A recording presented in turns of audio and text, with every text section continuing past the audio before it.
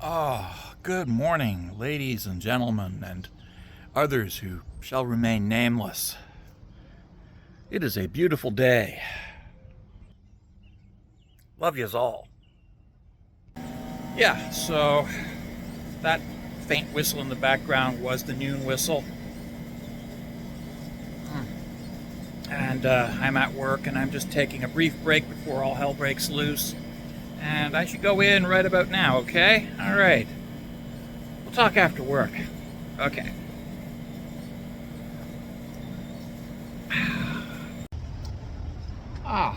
Yeah. Wow. So, that was a good shift. We had a good lunch rush. That was fun. Okay. Yeah. Anyway, what are we talking about today? Now that is a threatening looking sky. We could, I suppose, talk about how dubious the weather is becoming today, but somehow I don't think that's quite as interesting a topic as you were hoping for, so we're going to talk about something else.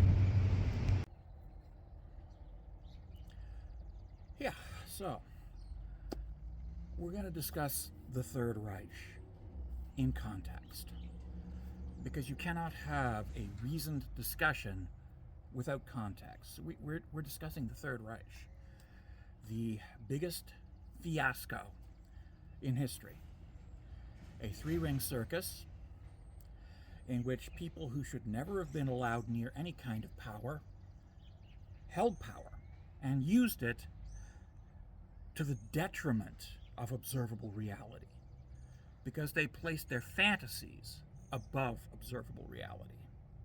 And in particular, their fantasy of a, quote, Aryan race. Because, let's be honest, there is no such thing. There is no such creature. There is never, there is not, and has never been an Aryan race. It doesn't exist. It never existed. And when you base an entire social political order on a fantasy about something that never existed, it's going to be a circus. And not a funny circus either, but a very sad circus, a sad and terrifying circus, which is what the Third Reich was. A sad, terrifying circus. Much of the Third Reich is derived from the poor me fantasies of a failed wannabe artist with no talent named Adolf Scheckelgruber, also called Adolf Hitler.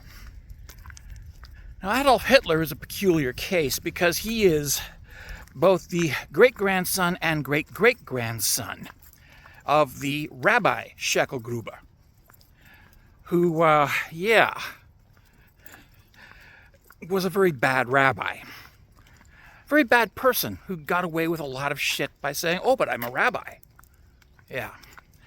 And yes, if Alois is Adolf Hitler's biological father, then yeah. Adolf is the great-great-grandson of the Rabbi Scheckelgruber. But, and this is, I think, far more likely, if Adolf is the son of Leon Frankenberger, one of Clara Hitler's employers, and Clara had a tendency to sleep with her employers, if Frankenberger is Adolf Hitler's biological father, then he's still descended from Jewish ancestors, but more importantly, he's descended from a minor branch of the Rothschild family. A family who, yes, undoubtedly rejected him because he was a blithering idiot. This is the man who is the god of modern wannabe neo-Nazis. He was rejected by the Rothschild family because he was a blithering idiot. Adolf Scheckelgruber. But I'm digressing. Now, Mr. Scheckelgruber, Adolf Scheckelgruber, fancied himself an artist at one point. And here's where I need to disclose a little bit. I am an artist. I am an artist. I am able to capture something, some essence of what makes humans human in my art. My art has more than just line and form. It has feeling, meaning, dare I say it, maybe even soul. I've seen some of Scheckelgruber's work. It is competent draftsmanship, utterly devoid of soul. It is dead.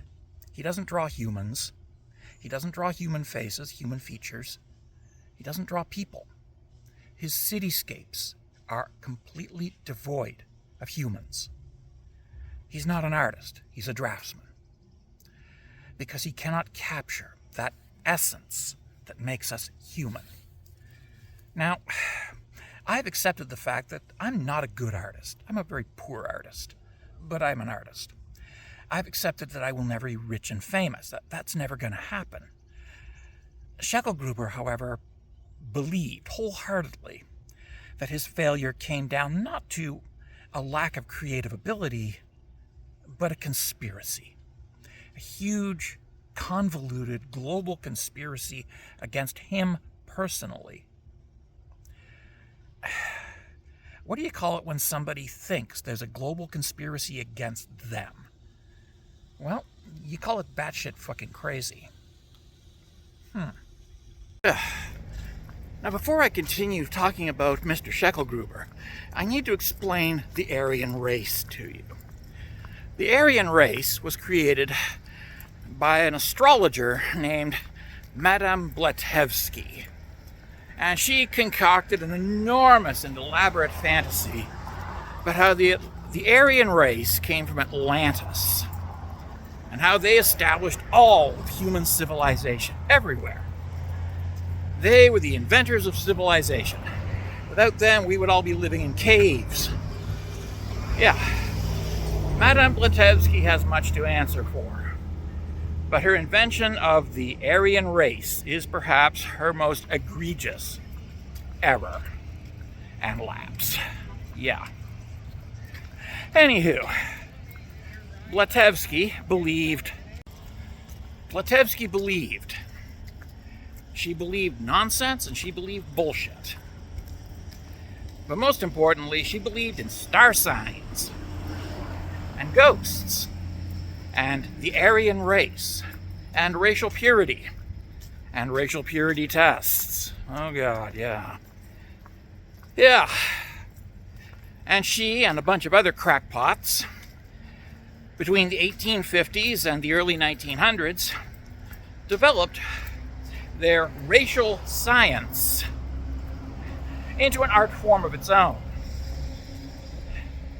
And it was upon this that young Mr. Scheckelgruber would glom, because, yeah, when you have batshit crazy ideas of a global conspiracy against yourself, why not grab hold of a batshit crazy notion of a magical pure race of superior beings from a place that never existed who invented all of civilization? Why the fuck not? Yeah. And so that's the history of the Aryan race. Invented by a crackpot astrologer, glommed upon by every subsequent crackpot that followed after her. Yeah. And well, a fever-induced hallucination is not exactly the best foundation for an entire religio-political ideology. The fact is that Mr. Scheckelgruber did base his delusions upon the hysterical ravings of a quite potentially drug-addled woman, Madame Blavatsky, and her fevered fantasies of Aryans from Atlantis. Yeah. So much for the Aryan race.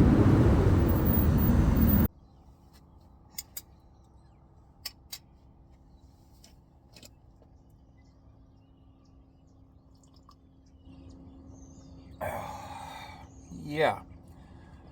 So, having addressed the issue of Mr. Scheckelgruber's imaginary Aryans not actually existing outside of the hysterical and syphilitic ravings of one Madame Blavatsky, I want to bring up the next issue, and that is the notion of a conspiracy.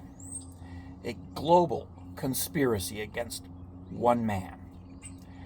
Because if you've read the Mein Kampf, and I've read it, it's a recurring theme of the book that there is a global conspiracy against one great man, namely Adolf Scheckelgruber. And this global conspiracy is a carefully contrived effort by jazz musicians, homosexuals, feminists, labor union organizers, communists, and everybody else that Mr. Scheckelgruber hates and fears. And they're all plotting against him. They're all plotting against him. Yeah. They're all plotting against him because he is the one great man who, by himself, is the only one who can stop the conspiracy from taking over the world.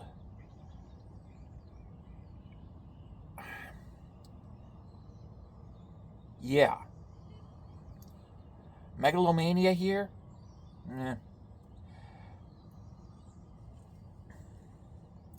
And this imagined conspiracy begins with keeping him out of art school. Now, if you've seen his art, and I've seen his art, honestly, it's very meh. It lacks a certain, I think I mentioned this earlier, a certain soul, a certain feeling, a certain undescribable presence that separates art from mere draftsmanship. And, well, his art lacks soul.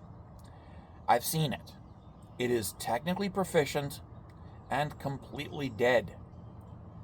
It is devoid of anything meaningful. It is empty. It is vapid. It is superficial. It looks like advertising. It looks like advertising.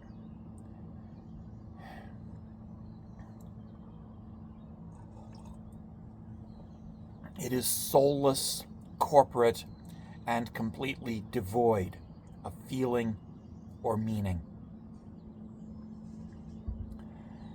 And somehow, he would have been accepted into the Vienna School if it weren't for this global conspiracy of jazz musicians, homosexuals, feminists. Oh, and I forgot to mention Jews. Jews are apparently behind it for some strange reason, and as a result of his bizarre and unhealthy fixation with blaming Jews for his personal shortcomings, it is now no longer possible to hold individual Jews accountable for criminal acts that they commit as individuals, which unfortunately leads to blowback upon the Jewish community as we speak. Unfortunately, yes. Because nobody wants to be compared with Adolf Scheckelgruber. Yeah. Yeah. Yeah.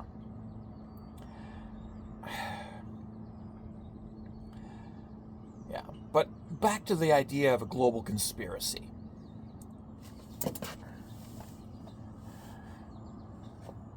I failed art school. I wasn't told I couldn't come in. I wasn't told that my work sucked, although it did. But I did fail. But there's a difference here. My work actually had soul. It still does. It's just not very good. And yes, I am capable of the same proficient draftsmanship as Scheckelgruber. I could have graduated from art school because my work had soul. But I also live with a lot of other issues that preclude me from being able to have graduated from that course at that time. So I dropped out. But there was no global conspiracy against me. And there was no global conspiracy against Mr. Scheckelgruber. Because there's no global conspiracy. There just isn't. There is no global conspiracy. The jazz musicians and the feminists and the gays are not meeting to talk about how they're going to destroy you. They're not. You don't even appear on their radar. And unfortunately, that is the appeal of modern neo-Nazism, is the idea of a global conspiracy against people who, quite honestly,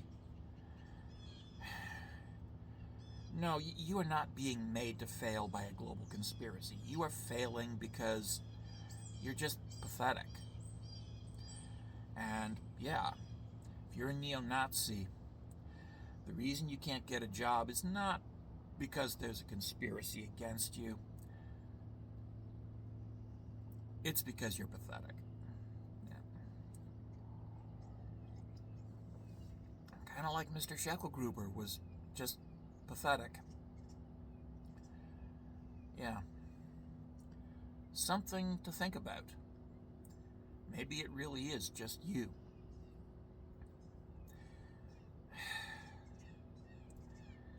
So let's take a look at how pathetic Mr. Scheckelgruber was.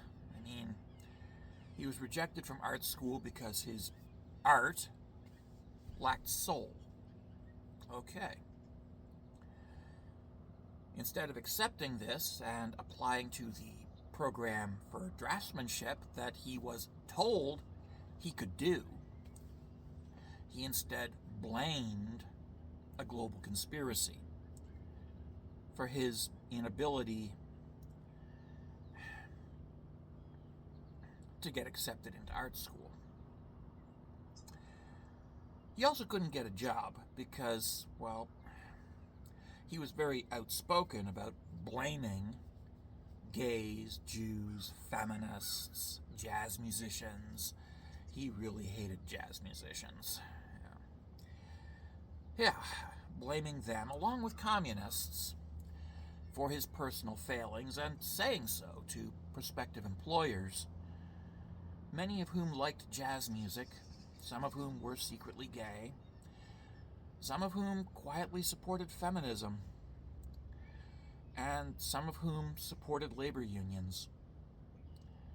So, yeah, you go to a job interview bad-mouthing people, and you don't know whether or not your would-be employer might actually like some of those people. You're shooting yourself in the foot. But for Scheckelgruber, it wasn't that he sabotaged himself by alienating would-be employers. No, this was just more of that global conspiracy.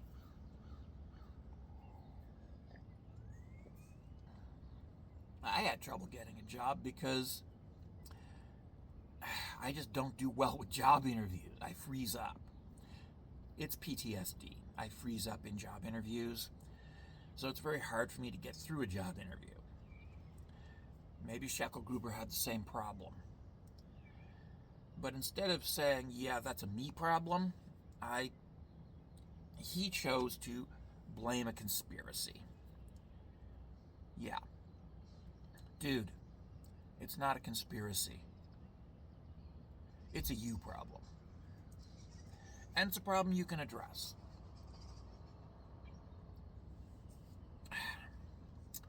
And then, of course, there's his issue with women. his various, how shall we say, romantic relationships were decidedly not relationships. They were abusive. In particular, his affair with his niece, who killed herself, we think. He may have murdered her in a fit of jealous rage, but the prevailing wisdom is she killed herself because, well, Uncle Adolf was a creepy bastard. Uncle Adolf made her do really gross, kinky things, and Uncle Adolf seemed highly unlikely to take responsibility for his niece's pregnancy. Because, dude, she's your niece. Why are you fucking your niece? What's wrong with you?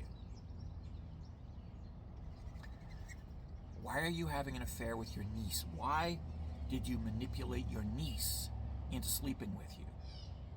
What's wrong with you? Dude, what the fuck?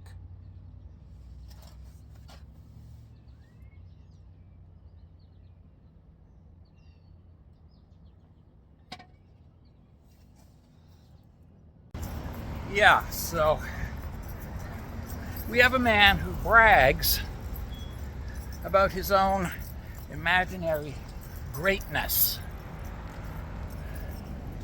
That should be your first clue. And then he complains about a global conspiracy to suppress his greatness. That should be your second clue.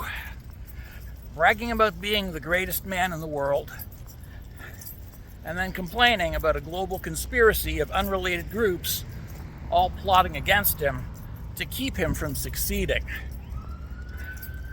Yeah.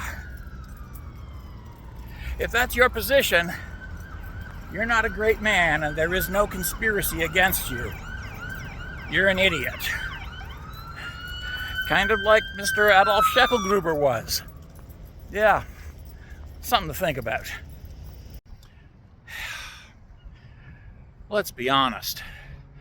If your master plan for humanity can be thwarted by a conspiracy of gays, feminists, and jazz musicians plotting against you,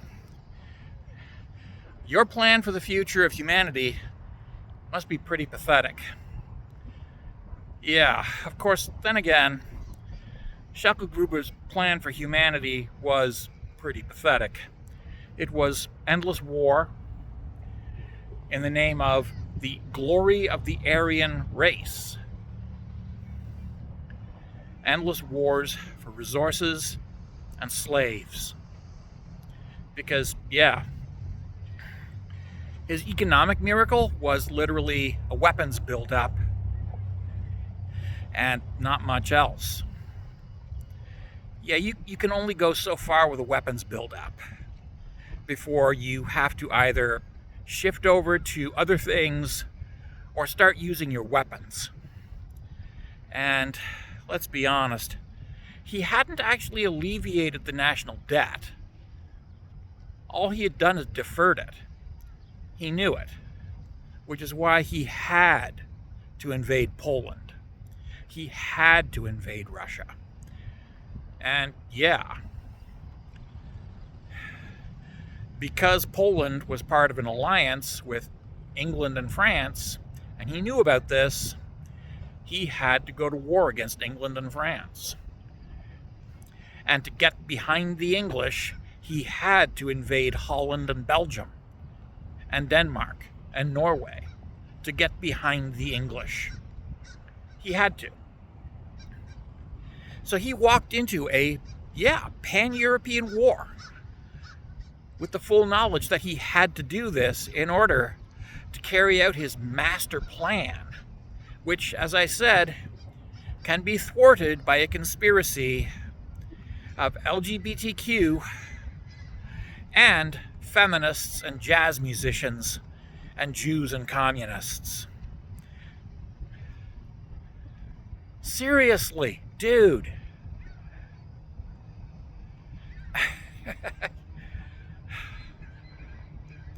If that's how weak and feeble your plan is, your plan sucks. Yeah, so Gruber was delusional, paranoid, unwilling to accept his own limitations because he was a bit of a megalomaniac narcissist. And yeah, he had some really sick, fucked up sexual things going on with his own niece. And then he created a war in order to have glory. Because, well, yeah. I mean, as a veteran of the Great War, he should have known better. But somehow that part of his brain just didn't click. He wanted glory, and he wanted glory for himself as the leader who would undo all the defeats and humiliations of the Versailles Treaty. Dude. No.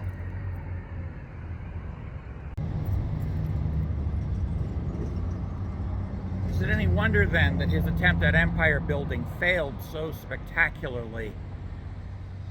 Is it any wonder that his empire is remembered as one of the darkest periods in human history? I mean, given what he did.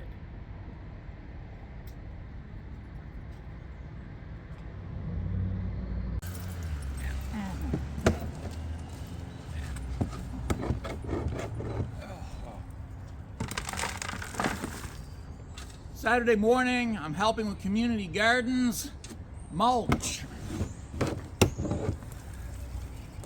Yeah.